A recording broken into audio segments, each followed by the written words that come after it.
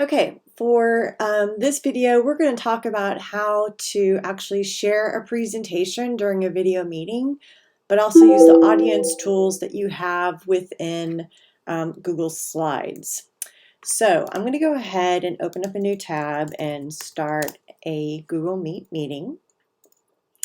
Join or start a meeting, sample, continue. And then I'm going to go ahead and join the meeting. Now, obviously, I'm the only person in here. And now I'm going to go back to my presentation, and you have the present button that is right here. But you notice you have a little down arrow right next to that. So I'm going to click this, and I'm going to go to presenter view. And what happens is that you get, I'm going to pull this on the screen so you can see it. So I get this little window that pops up. Now this you wouldn't necessarily show to your participants when you're sharing your screen. So when it comes time to give you the option to share your screen with your audience, you don't want to choose your entire screen. You just want to choose a portion of your screen, and I'll walk you through that in just a moment. So I'm going to temporarily move this off the screen and minimize that just a little bit. And so now what I want to do is I'm going to go down to the bottom of my screen in Meet. So I'm going to be toggling back and forth between Meet and that presentation. And I'm going to go down here to the bottom right, and I'm going to click Present Now. And so you see it gives you two options. You can either present your entire screen or just a window. We want to select Window. I'm going to click a window, and it's going to ask me, okay, so which window do you want to present? Well, I want to present the window that my presentation is in, which is this window, the same window that the video conference is in. So I'm going to select this one and click share. And it says I'm presenting my screen. So now's the time when I want to swap back over to the actual presentation itself. Now, remember, off to the side, I still have this going. So I can actually control the presentation through this. So if I wanted to, I could go through here and I could say slide 2, slide 3, or I can say previous. So I can actually control the slides presentation here, or I could come down here at the bottom and I could still use this, or I could use my keyboard and use the right arrow and the left arrow tools to do that. But what's important here is that we want the audience tools piece of this. So I'm going to make this open just a little bit more so you can see how this works. So with the audience tools, I'm going to click Start New. And did you notice what happened at the back of my screen?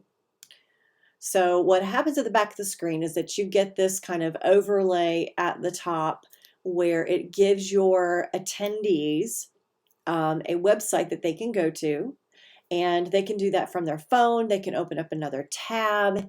And so I'm going to go on my phone right now, and I'm going to go to this link that is here on my screen because I want y'all to see what this is going to look like from the presenter's perspective if people are watching and they're going in and they are posing comments or questions.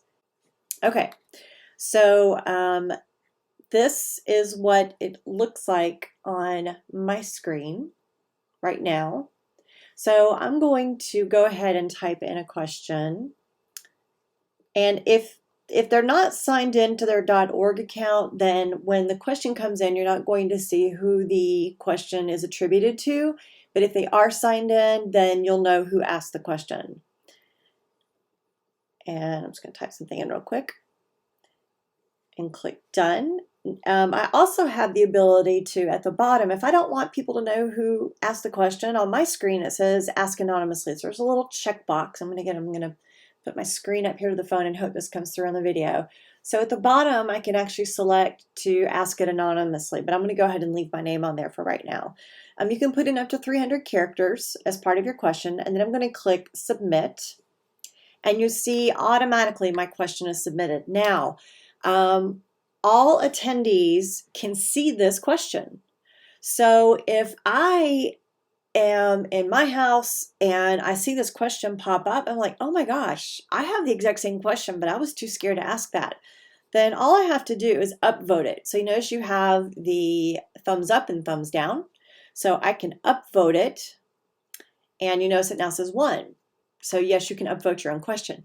So that will actually help the person like me who's presenting to know what are the most important questions that my participants are having as I'm going through the actual presentations. I'm going to drag that off my screen for just a moment. So as I'm going through the presentation, this will stay up at the top of the screen. And I'm going through, and then at the end of the presentation, or I can even pause and see if my participants have questions. And this is what I love about this. I'm going to bring this back on the screen for just a moment, and I'm going to click present. Now you notice when I click present, it shows who asked the question, which is why maybe you want to keep it anonymous if you don't want your question up there, and then what my question was, which is not a question but a statement, but you get the idea. So this is, again, what I see as the teacher up here, that Carolyn Bucky Beaver asked the question. My question is simple.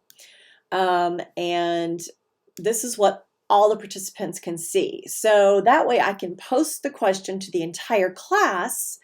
And maybe it's something that I want to use as a class discussion starter. I want my other students to be able to pipe in and see if they want to try and answer the question, or I can answer it. And then when I'm ready to go back to the presentation, I simply come back here and I click hide, and it goes straight back to my presentation. So this is a pretty awesome tool that we have with Google Slides in combination with Google Meet. However, this also works with Zoom. So if you're working with Zoom, you can do the same thing with Zoom. It's just kind of, you have to just kind of play around with your screen space and make sure that you don't have this on screen while your presentation is on screen too, because that can get kind of confusing for participants. So I hope that you have found this particular tool useful, and be sure to also look beneath this video, because I'm going to post a link to the instructions that Google also gives for how to get back into a session that's already been started if you accidentally get out of it, so that you can go back in and take a look at those questions too.